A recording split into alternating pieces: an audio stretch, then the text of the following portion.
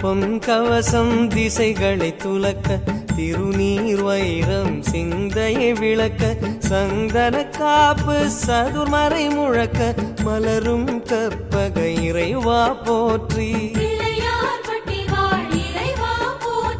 கலியுகம் காக்கும் கணபதி நாதா வலம்புரி நாதா அபயம் அபயம் அபயம் அருளும் இறைவா போற்றி.